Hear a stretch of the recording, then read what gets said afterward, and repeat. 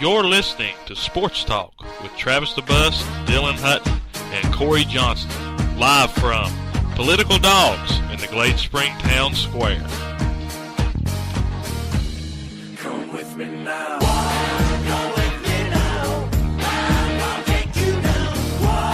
Come with me now. I'll show you how. Come with me now. I'll take you down. The Sports Talk Live with Travis DeBus, Dillon Hutton, Cory Johnston. We're here live tonight from Political Dog, Town Square, Glade Springs, Virginia. Tonight's show brought to you, of course, by Political Dogs and also Lowe's Home Improvement Warehouse. Well, guys, we're here for another Tuesday night. A little bit of a time change this week, but we still made it. It was another interesting weekend this past weekend in the Hoagie District. Yeah, we had a good time out at Patrick Henry High School. Of course, they played Marion. We had game day there. Had a pretty good crowd. Unfortunately, the game didn't go as well as the pregame show did. Of course, Patrick Henry didn't play very well against Marion. Marion ended up winning that game 54-21. But the Rebels just really didn't get off to a good start in that ball game. Yeah, Cory, I'd ask you for some stats, but it was kind of hard to keep up with. It was pretty tough if you go back and review the game, what that start you were talking about. Patrick Henry did receive the kickoff, went 3 and out early, gave Marion good field position on a good punt return, and they quickly scored, and then to turn around and get the ball back and throw an interception. And then that wild play on the kickoff was a quick 21-0 start, and they just never did dig their way out of it. But I think what we saw was Marion was just a better team overall. They had a lot of depth. And we even saw some promise on Marion's younger kids, too, late in the game.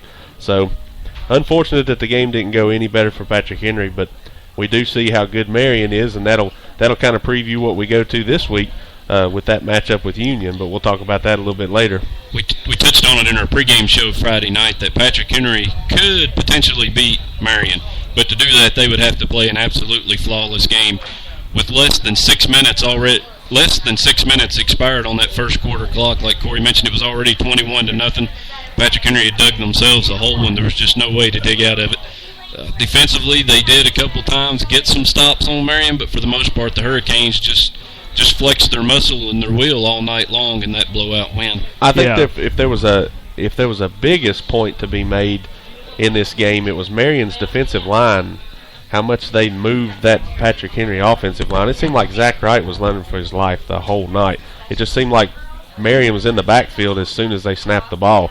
They had I don't know if it was a good defensive scheme or if it was just strictly overpowering. But we did see some bigger guys from Marion, some of the biggest lines we've seen this year. So that might have something to do with it. And that probably has a lot to do with Sam Rogers' success this year too, guys.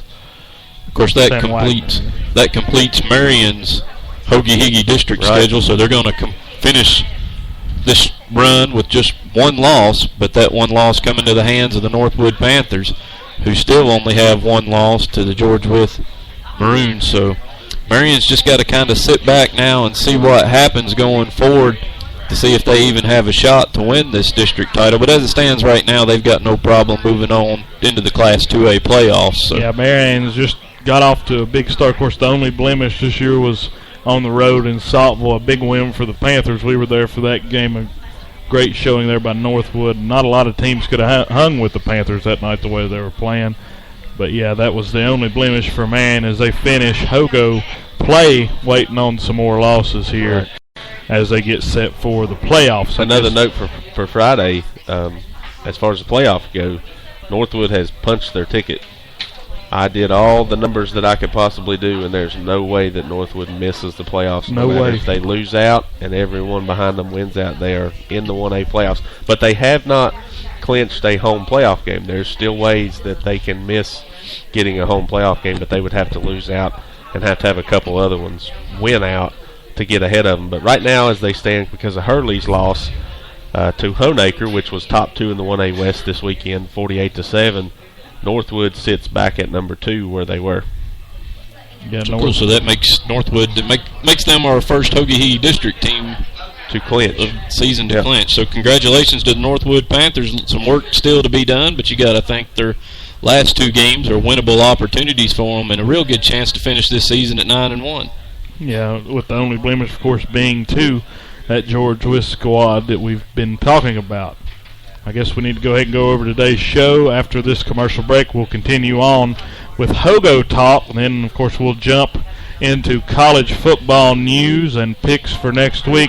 Then we've got a very special guest coming on at about 7:30. Head coach for the Emory and Henry Wasps, Kurt Newsom, will be on with us at that point. But with that, we'll be right back after this quick commercial break. It's Political Dogs Live. You're listening to Sports Talk with Travis the Bus, Dillon Hutton, and Cory Johnston, live from Political. You're listening to Sports Talk with Travis the Bus and Dillon Hutton. They'll be talking Hogo sports and college sports here on the Hoga-Higgy Network. They would like to thank their sponsors, starting off with Appalachian Plastics, Big M Farm Service, Server & Son, Carter's Pharmacy, Blade Pharmacy, Abingdon Equipment, Lowe's, never stop improving. And last but not least, Political Dogs.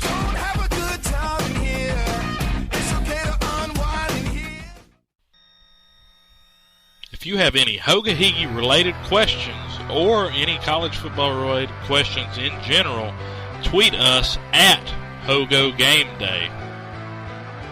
And we'll answer the questions right here or discuss the comments right here live on the show.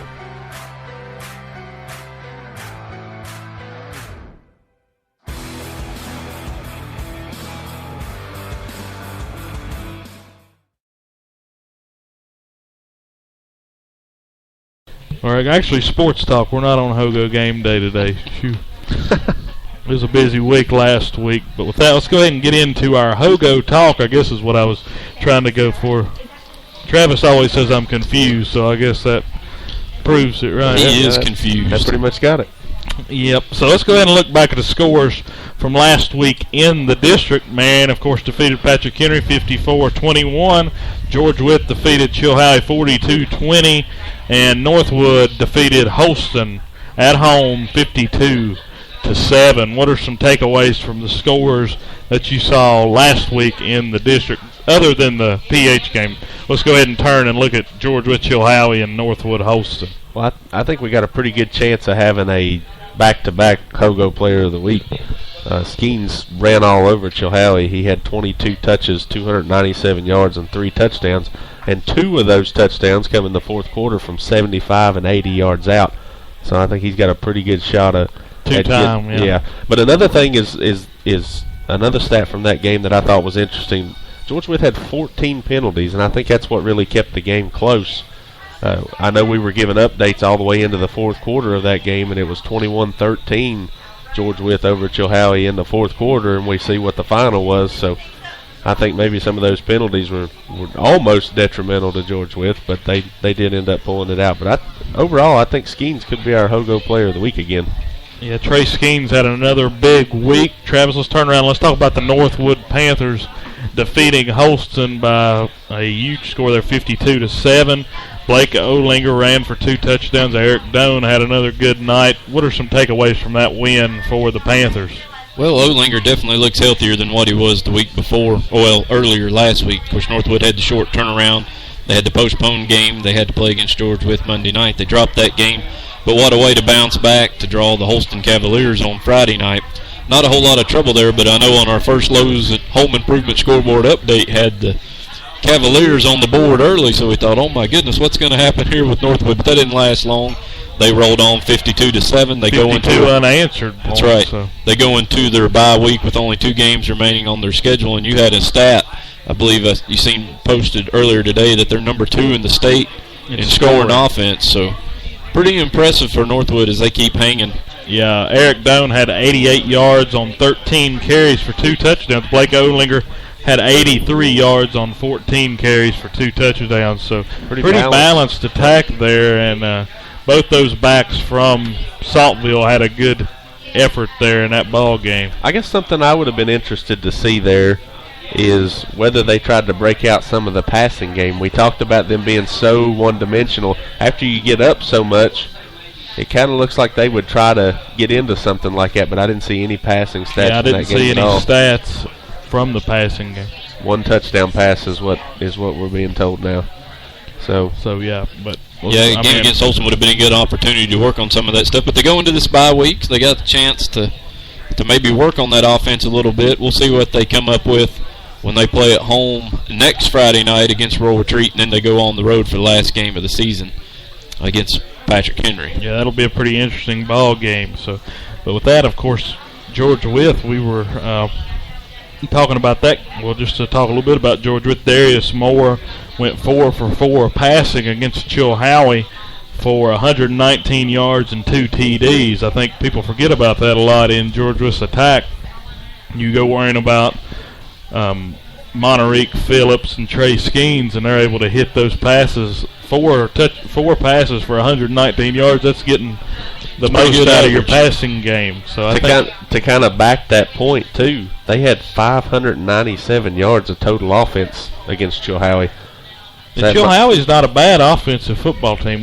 Defensive football team. We talked about that a little bit there earlier in the year. But, I know they haven't won but one football game, but they're still not a bad football team. I think if Chilhowie sneaks up on somebody here in the last couple of weeks and wins the game, we're not going to be terribly surprised because we've said all along they do have some talent, especially at the quarterback position. When Delp can get going, we know he can hit the good passes. So Chilhowie, it's just been – I really think the problems lied with Chilhowie's coaching staff in a lot of games this season.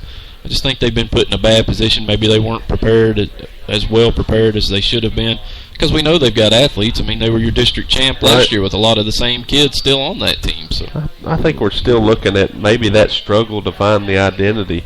I think Delp's a good passing quarterback. I just don't think they've got that passing game quite figured out yet. And we talked about the tight end being such a asset for him, but they haven't really used him as much as we figured they would. He was vital last year in getting to the playoffs. I know he had 2 touchdown catches against Holston to even win Tyler Price. Yeah, and absolutely. And coming into this season, everyone thought he could play at the next level, maybe even at Division I. Right. Could be a Division I prospect.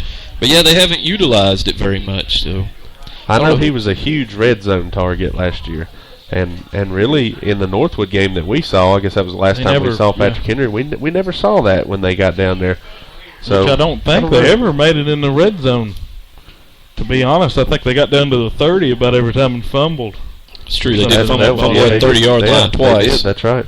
So they really didn't have a chance, but they can pass the football. They just haven't really tried it very much this season. You would think he would be a good third down option, too.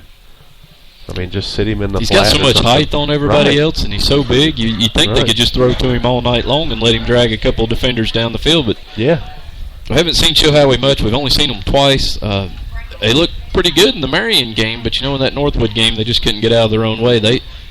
That's why we got to think they still might pick up a win or two here in the last couple of weeks because again, they're a good team at times. Let's go ahead and take a look at the Hogo standings going in to Week 8. At first, we got a log jam in the top 3 teams. Marion is 5-1, 6-1 in the Hogo. They are done in district play. They're 6-1, 5-1 in the Hogo.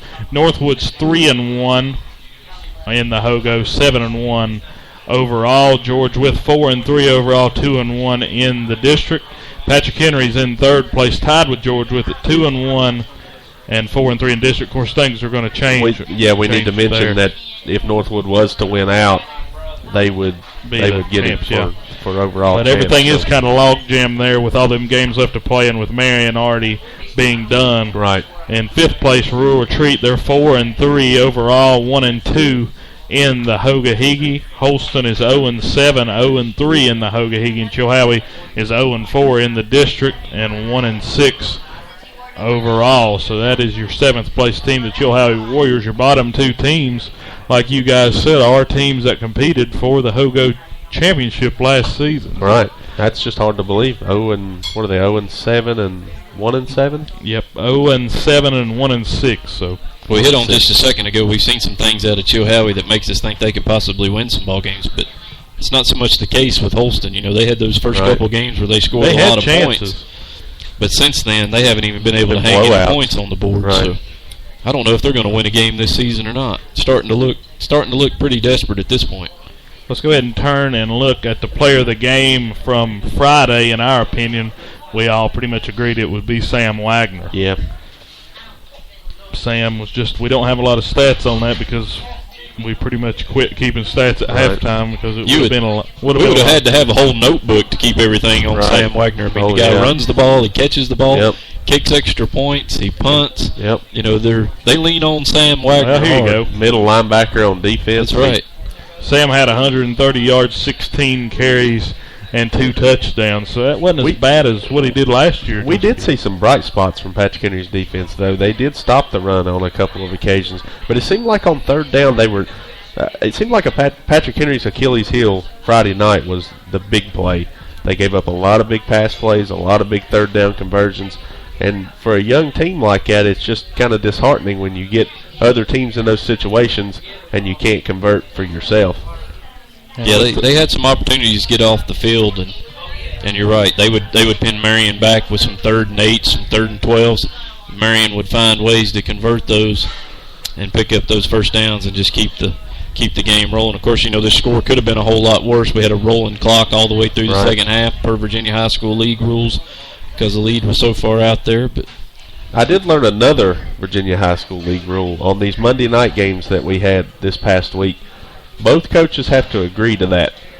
And they talked to the Chilhowie coach in the FM 94 broadcast after the game, and he said the only reason he agreed to do the Monday night game for the Chilhowie George Wythe game, or I'm sorry, the Chilhowie George Wythe game, because they had that one coming up, is because George Wythe had one too with Northwood. So that's the only reason. He said otherwise he wouldn't have agreed to it, and it would have got pushed back to a later date or their bye week. So I didn't know that both coaches had to agree to it. I thought it was just if it was sure moved, it was moved. But that was it. Both coaches have to agree to it. And yeah, that really could have complicated things if they wouldn't have, and that would have pushed out to the end of the year. Had a bye that week before. I don't think Chilhowie would have played that game, but since of course Chilhowie played, George Wythe played that same day. Yeah, right. They were both on a short week, or really not even a week, just 3 days. Really. I think Chilhowie really got the raw end of the deal though, having to play Rural Retreat and George Wythe in the same week within 5 days. Yeah, it kind of makes it rough. Let's go ahead and turn to everybody's favorite part of the show here, the Hogo Power Rankings going into Week 9. Corey, go ahead. I've got Marion at number 1, George Wythe at number 2, Northwood at number 3, Patrick Henry number 4, Rural Retreat number 5, Chilhowie number 6, and Holston number 7. Let's put Marion at first and put George Wythe second, Northwood third, but at fourth I'm going to put Rural Retreat. And I know that was a touchy subject this week, having them ranked ahead of Patrick Henry in 5th, Chilhowie in 6th, and Holston in 7th. Yeah, but mine's the same way as yours. It's Marion, George Wythe, Northwood, Rural Retreat, PH, Chilhowie, and Holston. PH beat Rural Retreat, sure, but these are power rankings. And have you seen... Well, you've seen it. Patrick Henry gave up points every way conceivable on Friday night. I don't see how you could give them much power ranking in that game. I guess the only reason I do is because it's a 2A opponent, and they have played well against their slate of opponents, and they kind of did have some momentum. But I thought coming in our game day show that they were going to get beat pretty bad. The thing about PH is you don't know which team's going to show up. Right. You're right. PH played a clean game. That game could have been easily a 2-score game. It would have looked a whole lot better than 54-21, which doesn't seem as bad. It was worse at halftime. But PH, if they come out and don't turn the football over like they did, they went out 3 and out on the first possession. They took the ball. Then they turned it over after giving up a score, so you just can't do stuff like that. They had real issues in that. But with that, of course, PH did have a hard time with that. Go ahead and give you the Political Dog Appetizer of the Week. Make sure you try it out. The Career Politician, a basket of our special recipe FOIA. Freedom of Information. Freedom of Information fries. Yeah, I forgot about that. Covered with chili cheese and fried jalapenos. Try those out tonight if you want to. But with that, go to a quick commercial break. Emory and Henry coach Kurt Newsom up next. Sports Talk with Travis DeBusk and Dylan Hutton is brought to you by none other than Political Dogs, the hot dog leader of the free world. Dine in or take out of Political Dogs on 215 Town Square Street in Glade Spring, Virginia. The number is 276-429-1165. They're open Monday through Saturday, 11 a.m. to 9 p.m. And check out their website, politicaldogs.com. They're also the site for our show on Tuesdays at 6 o'clock. Make sure you stop by and watch and eat at Political Dogs.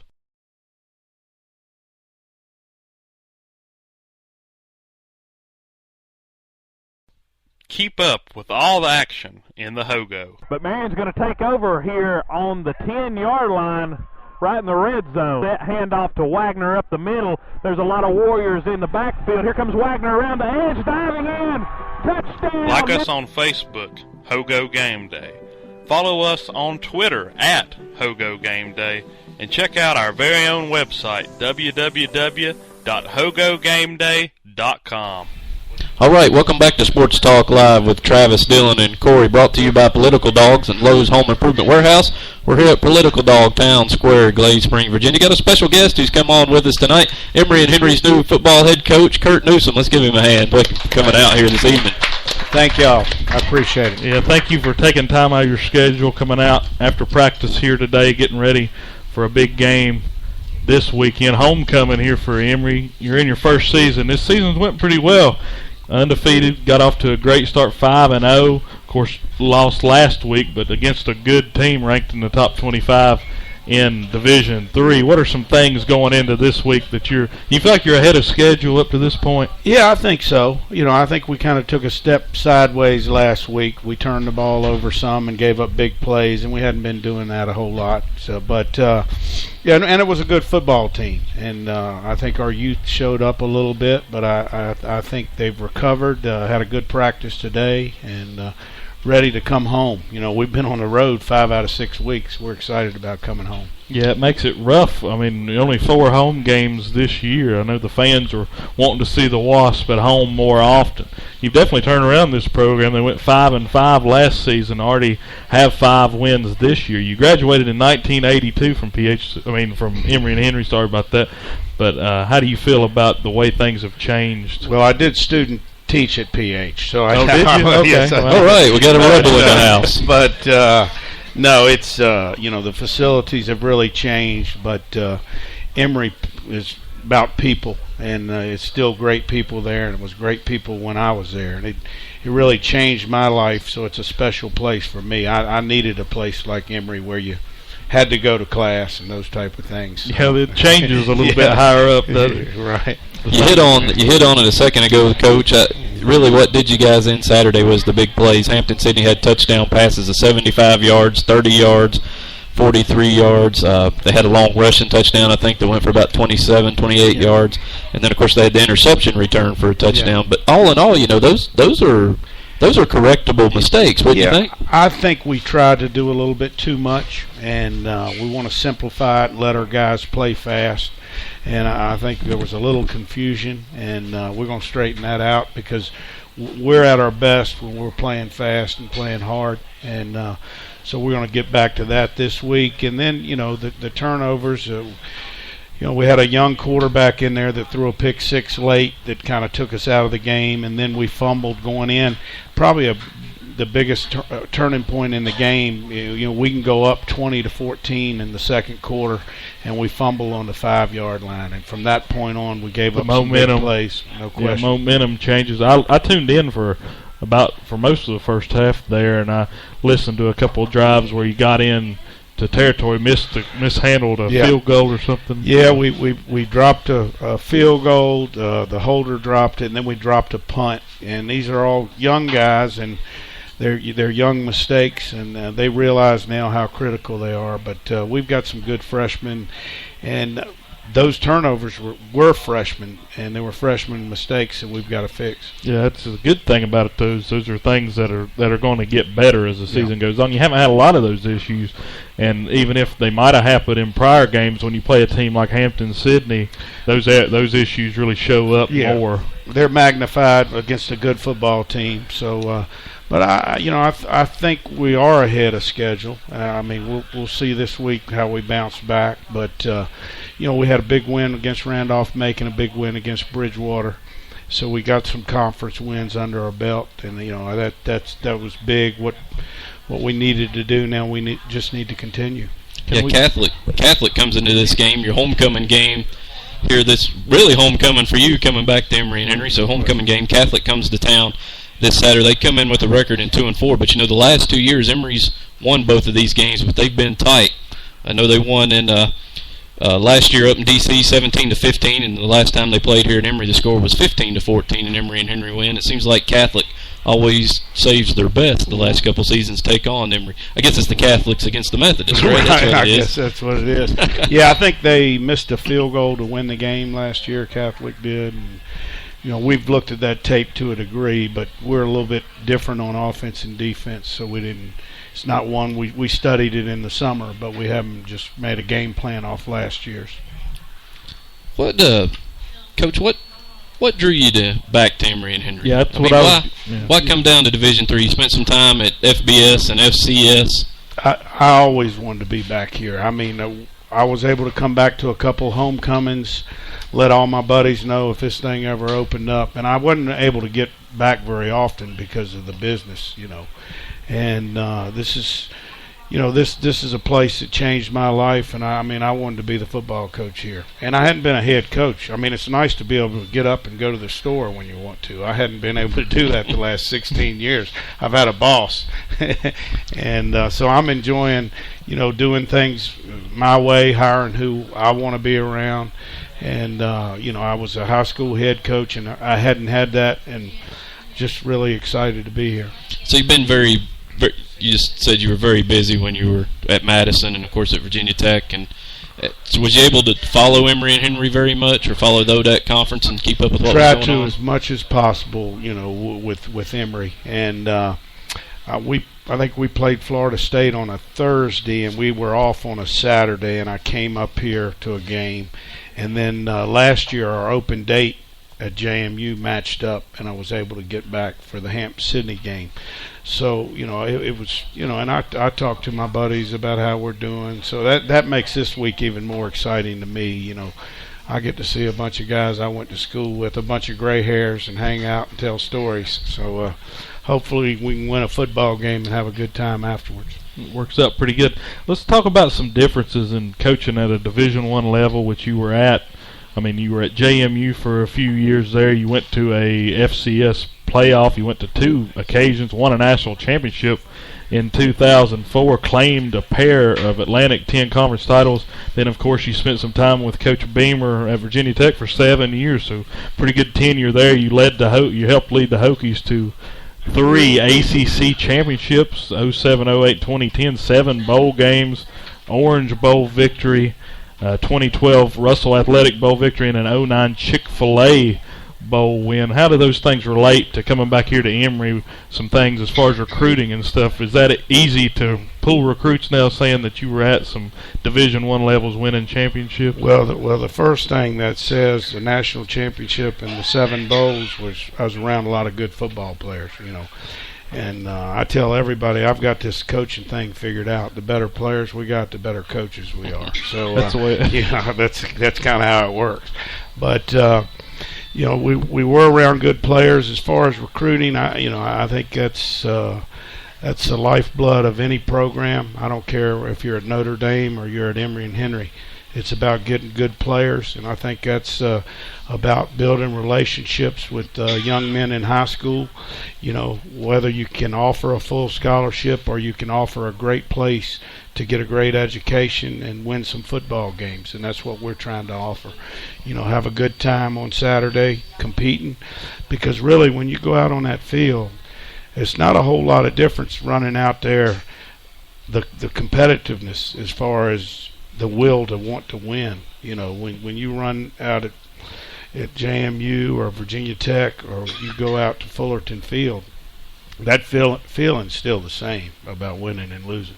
Yeah, you still have that feeling that you got to win that football game.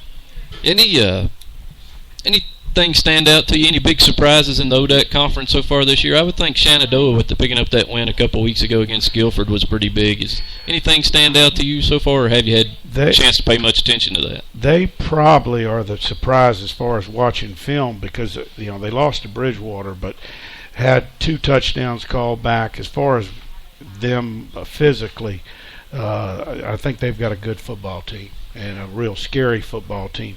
I think Guilford's put up a bunch of numbers, and Hampton-Sydney was as good as advertised against us, and I think we had a lot to do with that. It was more about what we didn't take care of last week, but they are a good football team. So overall, I think it's, other than hopefully us finishing in 8th place where we were picked, I think the league has been about what we expected. Well, whenever we talk about Hampton-Sydney being ranked, I mean, Emory was receiving votes to be in the top 25 last week. I'm not sure if they're receiving votes now, but they're not far off from a top 25 ranking. It's been a while. Yeah, and that's what we want to get to, and we've got some work to do. There's no doubt about it, but we've got some good young players to build around, and we lose some good seniors. We've got some guys on defense that are playing well, and so we've just got to build on what we've got going right now, and we don't want to take a step backwards. We took one little sideways last week, and now let's go forward. Just keep pushing forward. Well, you've been lucky this year. You got a great quarterback under center there in Kevin Saxton. You said he made a couple of errors last week, but other than that, he's been pretty much spot on. 61% completion percentage, 1,556 yards passing, 259 yards passing per game, 6.5 per completion. 15 touchdowns on 8 interceptions. I'm sure you want to lower that ratio. Right. But in your offense, the way that you all pass the ball so much, he's doing a fairly good job. No question. There's a lot on a quarterback with what we're doing. Everything's a run-pass option, and we are going fast. And, just about every snap he's got the option to hand it off or throw the football. That's a lot on a young quarterback. He's a freshman, and he's responded very well, and he's a very mature young man, and he's kind of what you're looking for in a quarterback. Is he's very even keel. Doesn't get up or way up or way down, and studies the game. He's up there all the time studying, and just like what he's all about in the future that he's got. Now, he transferred in from Appalachian State, if I'm correct, right? Yes, he did. We had looked at him last year, but he didn't visit Emory or anything, and knew he was at Appalachian State, and Marshall Doss had kept up that he wasn't playing, and I knew some guys that had coached at Charlotte, and we brought in 7. We don't have a quarterback on the squad right now that's not a freshman. We brought in 7 guys to compete, and he won out. So that's a good problem to have, though, to have 7 quarterbacks. That's not a real big issue. Even Saturday, Saxton hit some bbig passes. Just the receivers had some trouble hanging on to him. I mean, it looked like he made the right reads, delivered the ball right on time, and just weren't able to hold on to those. So that was a shame. But I'm going to say it now. I think if Emory takes care of business, I believe even if things don't fall in their way that they win the ODAC, I believe there's 2 automatic bids coming to the ODAC conference. So I hope I look for them to make the playoffs if they can take care of business going from here on forward. Now, Coach, I know you didn't have anything to do with making up the schedule or anything coming into this season, but can you explain to me why just the 4 home games this year? Well, they lost a game somehow, and then Sewanee didn't want their schedule out of whack, and so it was scheduled, and Sewanee paid us to come down there and play. So, but I don't know how all that worked out. And then we worked on the schedule for next year, and we're going to continue. Please tell me there's a night game on there. There's one in the works. All right. Yes, indeed. Yes, there's one in the works for sure. And then we're going to play East Tennessee State, which is it's great for Upper East Tennessee and Southwest Virginia. That'll be a big game recruiting-wise, too. Oh, yeah. And you've talked about, let's go ahead and hit on this, some local recruiting in Washington County, Smith County, Wythe County, around here. That's something Emory really hasn't done a great job at getting some of these guys that are real close. You said that you're looking to sort of key in, let these local players come to Emory and get their education and play football. I thought we did a pretty good job getting in late last year with, we got Trey Crook from Marion, and we got Carter Harlow and Justice Blaylock from John Battle, and then we got Michael Collier from Gate City. We did good in the area, and we want to continue.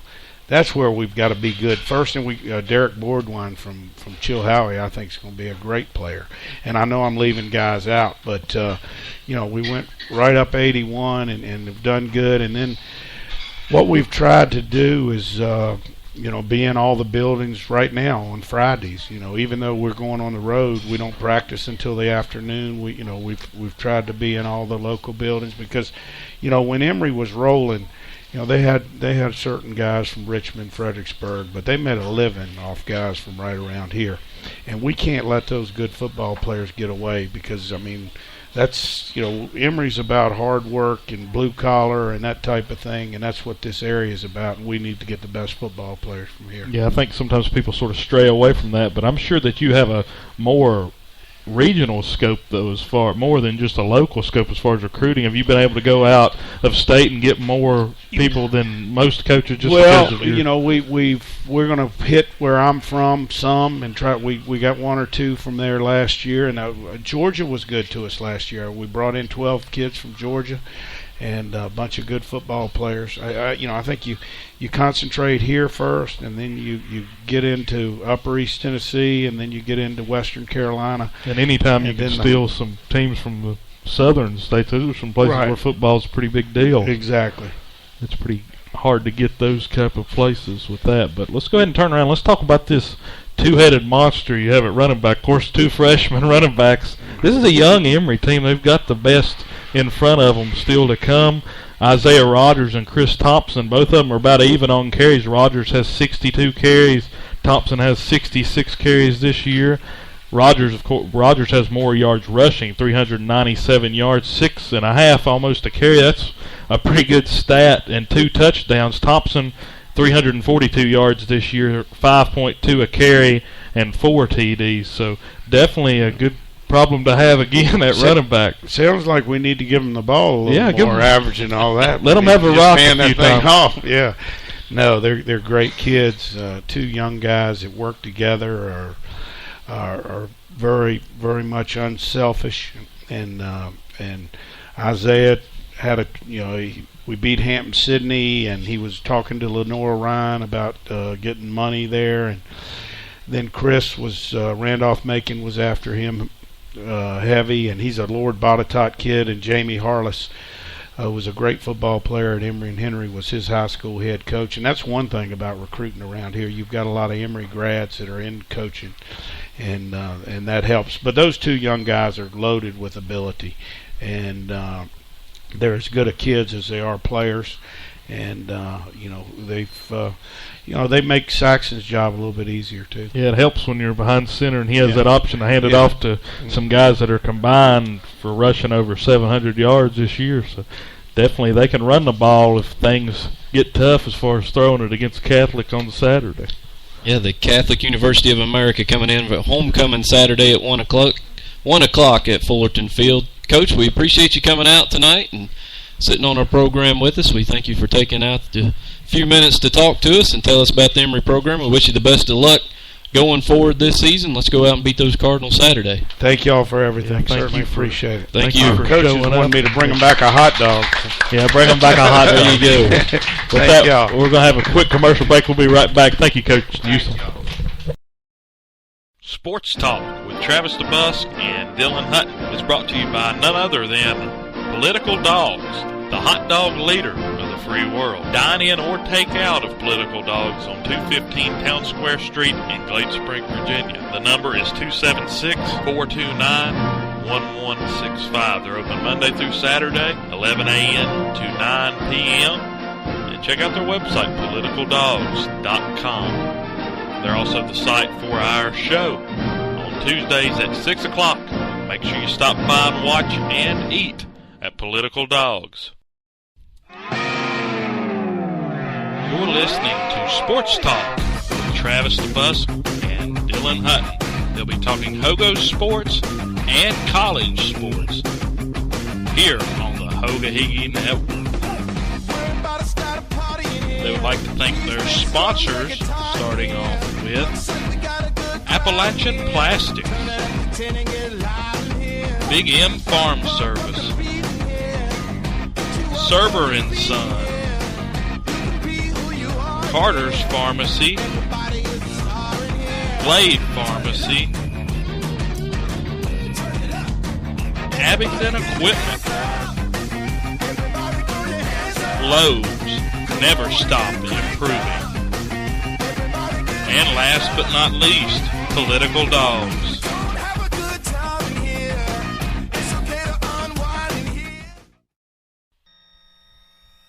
If you have any Hoga Higgy related questions or any college football related questions in general, tweet us at Hogo Game Day.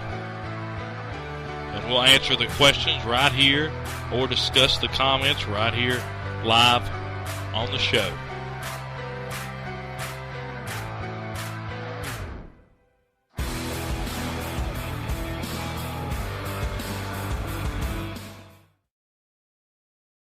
Sports Talk with Travis the Busk and Dillon Hutton is brought to you by none other than Political Dogs, the hot dog leader of the free world. Dine in or take out of Political Dogs on 215 Town Square Street in Glade Spring, Virginia. The number is 276-429-1165. They're open Monday through Saturday, 11 a.m. to 9 p.m. And check out their website, politicaldogs.com. They're also the site for our show on Tuesdays at 6 o'clock. Make sure you stop by and watch and eat at Political Dogs. Keep up with all the action in the Hogo. But Marion's going to take over here on the 10-yard line, right in the red zone. That handoff to Wagner up the middle. There's a lot of Warriors in the backfield. Here comes Wagner around the edge, diving in. Touchdown. Like us on Facebook, Hogo Game Day. Follow us on Twitter at Hogo Game Day. And check out our very own website, www.hogogameday.com.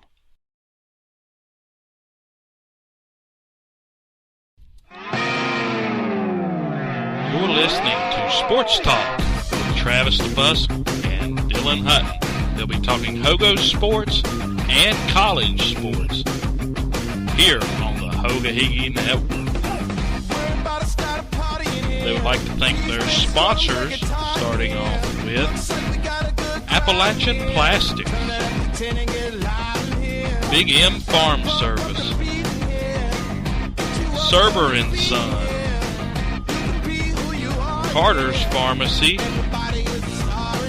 Blade Pharmacy, Abingdon Equipment, Lowe's, never stop improving. And last but not least, Political Dogs.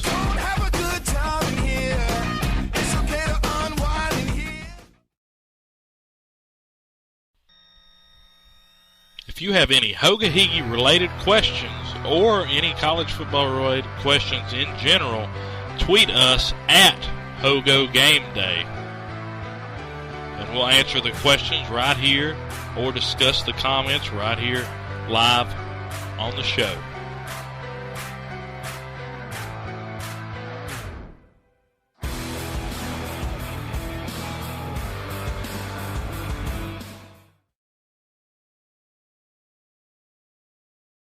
I couldn't even remember. Oh, welcome back to Sports Talk Live. Travis the Bus. We're being Hutton, cheap. Cory Johnston. We're live here in Town Square at Political Dog Town Square, Glade Springs, brought to you by Lowe's Home Improvement Warehouse. We just finished up our interview with first-year Emory and Henry head coach Kurt Newsom. Again, we thank him for coming out and being a part of this tonight. He's ordering a hot dog, too, right now. Yeah, that's right. He's getting him one of them famous Political Dog hot dogs. Be sure you visit Political Dog here, Town Square, Glade Springs, Virginia. They do have some delicious hot dogs. You need to name a hot dog. Dylan's favorite part of the show now. It's our college football talk. You Oh, might it as well is. call it SEC talk for Dillon. My question is right now, though, SEC wine. is Mr. Coburn going to let him name a hot dog the Newsome? That's a good question. That's a good question. Call it the Wasper. The And it Wasper. just, But the Wasper's not a politician. With mustard on it. That breaks away from the theme. Yeah, that breaks away from the theme of the whole show, though. Let's go ahead and start off with college football talk. Let's start with hot seat talk. Will Muschamp at Florida. Yes, he lost again, 42-13 at home to Missouri, or just a really bad loss for him. What should Florida do? Fire him now, wait till the season ends, or see if he can beat Georgia and save his job? What do you think? Firing him now is not going to do anything. I mean, that's the thing. I mean, The thing is, though, the situation, from what I've understood, if they get rid of him right now, or at least get an interim in, it'll be easier in the hiring process to know that he's already out come the end of the season. We can go ahead and throw the Spurrier to Florida rumors out, because he said the next time he was going to Florida it was going to be to retire. So Steve Spurrier, that's the one I wanted back in Gainesville. It's not happening. I really wanted to see the old ball coach back there, but nope. Yeah, I don't think Spurrier's that. I'm with Corey. I mean, why throw him out now? I mean, somebody's got to lead the team through the last couple of games. Anyways, I mean, it might as well be him. Things are probably not going to get better until I think the next hire we see from Florida is going to be an offensive hire. So it's Charlie Weiss. that's what I'm saying. There's nobody out there. There's nobody out there to jump on right now. I mean, if there were some prospects out there to kind of lure in with that Muschamp fire, then maybe you do it. But there's not anybody out there right now. I mean, that's not going to finish with a program. Are you going to go get Charlie Strong? That was their real opportunity. He's not moving from I Texas, know. boys. I know, but all they had to do was wait. But Not for a couple of years, anyways. I mean, if things don't improve at Texas, Dan you can Mullen? imagine. that's where he went. I would totally count out Spurrier, because Spurrier said he'd never coach in the NFL, and he did that too. Well, Yeah, anybody Spurrier, would go coach the Redskins. Well, everybody knows Coach Spurrier likes to talk about things he won't do, and he ends up doing it. Right, so that's still an option. Yeah, I mean, he won the Heisman there, brought him to the glory days as a coach in the 90s. The fun and gun might come back to Florida. You might think to yourself, why would he want to do this? But maybe here's a name we might not thought about. What about Kiffin? Another chance in the SEC. You're right, though. You're absolutely I hear a lot of right. laughs. Now he's You're got right. a little bit of that Saban tutorial over top of I him. think it depends. I think it really tough depends. travel this week too. It depends if Kiffin survives this week in Knoxville. That's what I was going to say. Yeah, that's He's what I just was got to thinking. come up with the $14 for his bad haircut. Yeah, for his right? haircut. So- That's just. I mean, I if don't he, know. if Have he you pays seen the his hair? $14, It's perfect. Yeah, Kiffin, he'll have a hard time. They don't like Saban in Knoxville. I know they really don't like Kiffin. that's I the think only thing about Kiffin that's perfect. what Haircut. it's not. His offense isn't too bad either. It has. They been, look great against Texas A&M, but when have they looked good the rest of the season? Struggled They against look Arkansas. good for 3 quarters against Ole Miss. Hotty true. toddy, gosh almighty! Yeah, here we go. It's about to start. You've pulled his cord. All right, let's go ahead. I'm like a toy. You pull my cord. Once Yeah. you yank his chain, you can't get him to stop. That's it. Florida Big State battery, so- squeaks past Notre Dame. You don't know how bad. I was the biggest Irish fan. Squeaks That past. dude. Squeaks past. 31-27. It was a squeaker. Well, I They mean, scored a between- touchdown at the end of the ball game, but it got called back. Offensive pass interference. That was the right call. It was the right call. Oh, it I was mean, the right So, call. I mean, don't We've cry talked about it. It's we've the talked right call. about offensive calls before, and when there's 2 people shoving, normally they don't call it, but it was blatant. It was a blatant block. He was. If he would Yeah. have went hands up like they always Yeah. do, they might not have called it. I don't think Notre Dame's eliminated. I had said that I thought this would be an elimination game, especially The way they showed up. especially if Florida State would have lost. But with Notre Dame losing, I think they're still. They could I think be, they've yeah. still got a chance to get into We've this seen 14 voters. playoff. They What's- like Notre Dame. let's Voters ask like this Notre question. Dame. They always have. What was more impressive about the game? Notre Dame actually hanging with the big dogs in Florida State. Out on the road in Tallahassee, it was loud. You couldn't hardly hear Kirk Overstreet and Chris Fowler. So let's take a picture real quick. Okay, yeah, go ahead. Yeah, who cares? Yeah, just a All radio right. show. Sorry about that if you're listening. We're taking pictures. We must be getting popular. That's it. That's what it is. I don't know, but what was more impressive? I think Notre Dame coming out and playing as well as they did. Everett Golson played a pretty good game. I think there was a lot of questions about him going into this ball game. Big games, he has a tendency to turn the football over. They converted a 4th and 18 where the game looked like it was surely going to be over, and they actually converted it, found a guy late for a first down. I don't know here.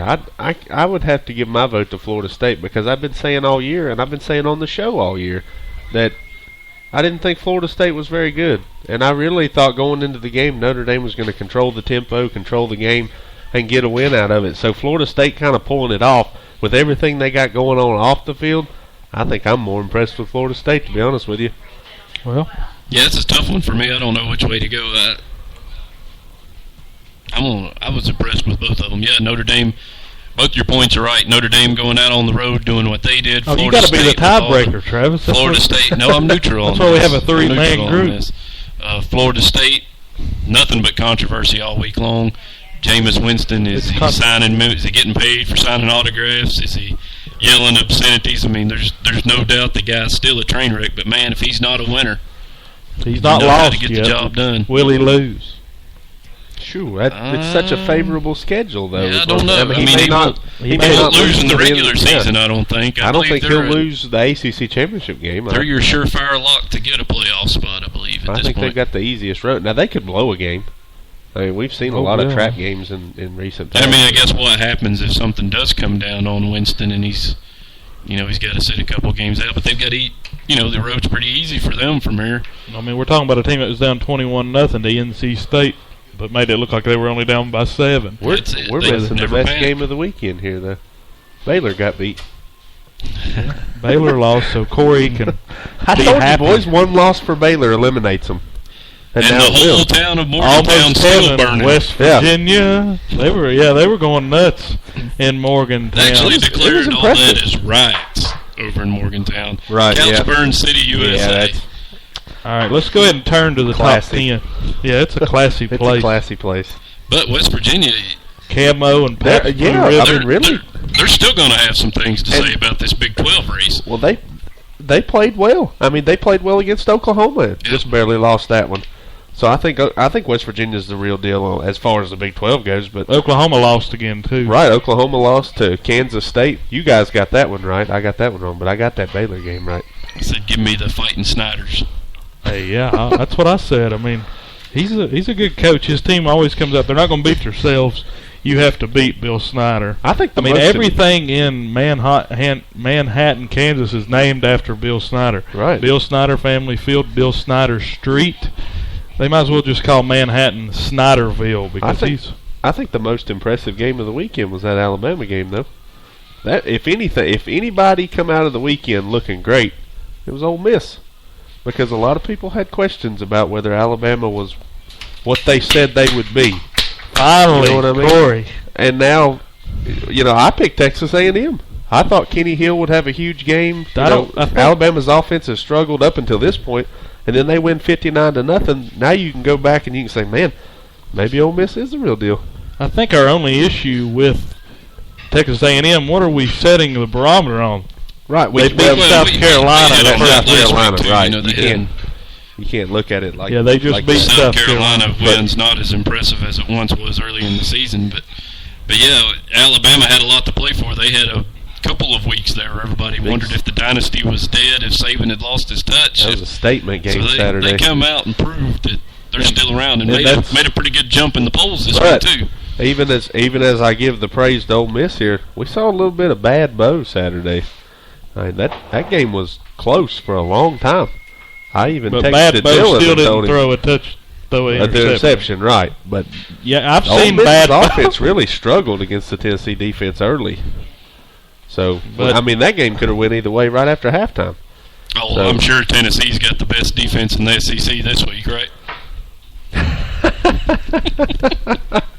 I won't fight you right About yet. to get physical on the radio. They've got a good defense, Tennessee does, just because their offense can't hold on to the football. But as many opportunities as Ole Miss had on turnovers by Tennessee, it just didn't seem like they could capitalize early. Yeah, Tennessee's just got... They're young. Let me ask you this question while we're on Tennessee. How come they haven't thrown the towel in on Worley yet? I mean, the rest of the talent around him's so young. I've been saying it this whole time. If you're gonna develop a younger team, it looks like they would develop a younger quarterback too, because now you're gonna have these young guys next year that have a little bit of experience, game experience, and then you're gonna have to start over with a new leader. So, to me, I mean, it's not like Worley was a senior that was impressive coming in. You know what I mean? He had to win the job in camp again. So, I guess in my opinion, it just seems like they would have started completely new, developed somebody, because they're not developing anybody, keeping him on the bench. I mean, he might get some practice reps. Well, they have Dobbs and Peterman sitting there in the wings, getting ready to come out. So who would you throw in next year when Wordley's gone? Because now you're going to have, you're going to play the same schedule every year. I'm you're just still glad gonna I'm have a not tough Butch schedule. Jones. And how long will the Alumni Association at Tennessee sit around and let Butch Jones develop? We see that Tennessee's Alumni Association has way too much to say about the football operations to begin with. And, they went out and got a good coach in Butch Jones after two, I think, bad hires. Dooley. With Dooley and Kiffin, but they didn't give Dooley a lot of time either. Well, Kiffin didn't give Tennessee any time. So. Right, well, that's the first bad hire. I think they should have stuck with Dooley myself. I thought he deserved to turn him I around. But you can't expect a team like Tennessee to turn around in 3 years, 3 or 4 years. You can't. Well, especially when you had a coach like Kiffin come in and just leave in the middle of the night after one season. Literally, in the middle of the night after one season. They literally burnt Knoxville down the day after he left. They were mad. But with that, let's go ahead and call out the top 10. If we sit around talking about the issues in Knoxville, we'll be here all night, because there's more than just Lane Kiffin, and that's just starting. Yeah, here's your top 10 this week. And number 1 team in the nation again is Mississippi State. Number 2, the Florida State Seminoles. Ole Miss checks in at number 3. Alabama jumps back up there. They're 4th. Alabama Crimson Tide. You got Auburn there at 5th. Oregon 6th. Notre Dame 7th. Michigan State 8th. Georgia 9th.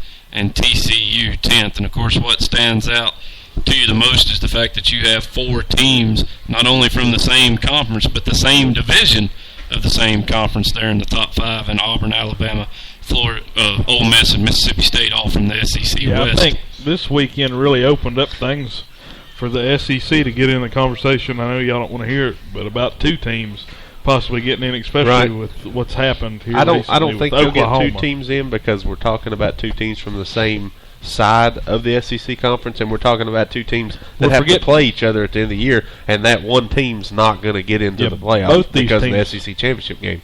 But see, the thing is, if everybody wins out, I mean, Auburn's got to play Ole Miss, so we'll figure out some things there. Alabama, Auburn, the last weekend of the year, the Iron Bowl, Ole Miss, Mississippi State. Yep. It's going to sort itself out. But then I think y'all are forgetting about Georgia. Georgia plays Ole Miss too, right? Nope, they play Auburn at home. Do they play Mississippi State? Nope. Okay. So Georgia's got a pretty favorable schedule. They don't have LSU. They don't have Alabama. They got Florida this weekend. Then they got Auburn. That's the last 2. I mean, if you want to call Florida a hump, I think Florida's defense is still good, but offensively they just take themselves out of football games. But Georgia, I think we don't need to sleep on them, because they're going to most likely make it to the SEC championship as your Eastern Division champion, with the bottom falling out of the Gamecocks, and Kentucky got throttled. Well, Missouri lost too, or Missouri beat Florida, but they lost to Georgia pretty big, so that gave Georgia the edge. Plus, it gave Georgia the tie-breaking option too. Georgia had a big win against 2 in the SEC, with one of their remaining games being their ACC opponent, Georgia Tech. So, if we go into our playoff teams, our top 4 playoff teams, you hit it earlier. I've still got Notre Dame in my top 4, because I think by the end of the season, the voters like Notre Dame. They like the schedule they play. I've got Notre Dame in. I've got Florida State in because of their schedule. And I've got Oregon. And then I've got SEC team written down. The SEC will get 1, but I don't know which one it's going to be, because there's so many. I mean, you talked about Mississippi State, Ole Miss, Alabama, Auburn, and Georgia are all in the top 9. One of those teams are going to get in, but I have no idea which one it'll be. I don't think it'll be more than 1, though. I don't either. That's who I got. I'm going to go with just 1 team from the SEC again. I'm going to leave that open, because so much can happen. Last couple of weeks, we got another team alike, Florida State. I've also still got Notre Dame in there. And I'm still hung up on Michigan State. I think the Big Ten's going to do enough lobbying that they get one of their teams in there. That could happen. I've got Oregon in, but Michigan State could get in instead of Oregon. Yeah, I agree with you guys. I think Florida State and the SEC champion, or just an SEC team. But just to make you happy, Dillon, I'm gonna tell you right now, it's not that I don't think 2 SEC teams are deserving. No, I believe you could easily make a 4 playoff system just with SEC teams this year. I believe you that's see the way it the voters are going to shake it out. And, only one team in the top 5 is not an SEC team. But the problem is those four teams are all in there. the All have to play each other. Yeah. They all play each other, or they have played each other. So well, they have to. Well, let's get on. Yeah, they have. Or they have to, like Mississippi State and Ole Miss. Let's get play on each other, to our Alabama. picks for the week. We shortened these down since we had Coach Newsome on. Let's go ahead and jump into the first game. Thursday night, Miami at Virginia Tech. Corey, hokey high or hokey low? I'll be at this game. So high. I don't know. Low. Up until the East Carolina game, I'd never watched a loss before. I thought I was the good luck charm, but East Carolina told me differently. Boy, that set you down a few notches. I don't know, guys. These are 2 teams that are kind of disappointing this year. Talk about hot seat. We might be talking about Beamer on the hot seat before long. I mean, if he don't come up and get some wins here, it's, Pittsburgh. The Pittsburgh game was probably a game that should have been won. There was a lot of mistakes in that game. You talk about East Carolina, about Georgia Tech. I'm not sure. I'm going to pick my Hokies because I'm going to be there, but this is like a 1-point toss-up to me. How is this Tech team so penalized? Where is the discipline problem that... I'll tell you what I've seen, and I've got a stat on it too. In the last 10 seasons, since 2003, okay, Tech had 9 substitution penalties, okay? 9 substitution penalties. In the first 3 games this year, they had 12. So I think it's a whole different offensive scheme. They're trying to speed it up, and they're not prepared. They're not prepared at all. Well, the good news for Dillon is that is your ACC Thursday night game of the week, Virginia Tech, Miami. He can get him some sleep. He's over here snoring already. But I'm going to go ahead and make my pick.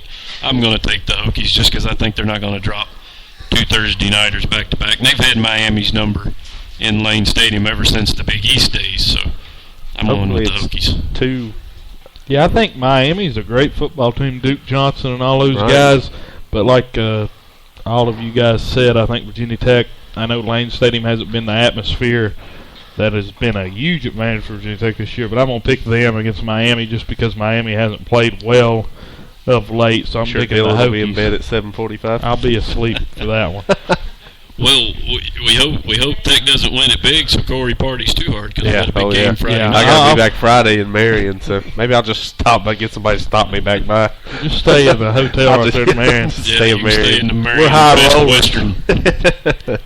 We get our own hotel. Yeah. 3:30 kickoff on Saturday. Let's get into the day where real college football is played on Saturdays. Oh my gosh. Number 22 West Virginia coming off that huge upset of Baylor. Are we out of time yet? Yeah, we're out of time. Get to this. We're in overtime. We're in overtime. Yeah, we got to go quick. I'm going to say West Virginia, and they burn more couches in Morgantown. I say the same thing, West Virginia. Mike Gundy's a man. He's 40, but it don't matter. Dana Holgerson, give me West Virginia. 7:15 on ESPN. My hotty-toddy, gosh almighty Rebels come into LSU number 3 in the country against the newly ranked number 24 LSU team. Quick stat here. I'm going to dig one of these Corey Johnson stats. Les Miles, 84-4 at home at night in Death Valley in Baton Rouge. Then give me the Bayou Bengals. 85-4. I'm just kidding, Ole Miss. 84-6. Hotty-toddy, gosh almighty. The dream does not die. Ole Take Miss. the Bayou Bengals. Ole Miss. Who you take? I'll take Go Tiger. First week in a long time, Corey's pick. I'm picking Ole Miss this time. I'm not going to miss this. Maybe you lose. All right, let's move on. 7:30 kick. Number 4 Alabama, along with Lane Kiffin, travel to Knoxville. I guess one question we need to figure out: does Kiffin make it out of Knoxville? No. ESPN 2. 7:30 kick. That's going to be a fun game to see. I think it will be, and I think Tennessee will keep it close for a half. But what we've seen all season from Tennessee, they cannot finish games. And I think Alabama comes out 20-point win. Roll Tide. Rocky Top, you'll always be. Now you're picking with I know your you're not. heart. He's picking.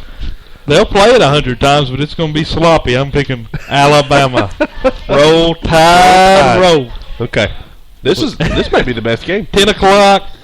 Travis will be asleep. He goes to bed at 8:45. Fox Sports 1. I know nobody watches Fox Sports 1. You're not going to watch this one. It's not an SEC game, so you you'll know be I in bed won't. too. I'll be watching. I'll be celebrating Ole Miss's win. Yep. Number 20 USC at number 19 Utah. Fox Sports 1. Give me the Utes. Utes. I got them too. Hey, go ahead and pick that. I'm gonna pick USC. Yeah, I Just figured you would. I don't watch much out west football. I don't know if it's because the games don't kick off till 12 o'clock. That's got to be it. I don't watch them. I'm picking USC. Travis or Andy does. Give me your take. What's your pick, Andy? You watch Utah. He's picking I'm Utah. changing my pick. Give me Utah. We're all going with Utah. Okay? Last pick, then we'll be done. We promise. 10:45 kickoff. So Travis will be in like the fourth stage of sleep at this point, the deepest stage.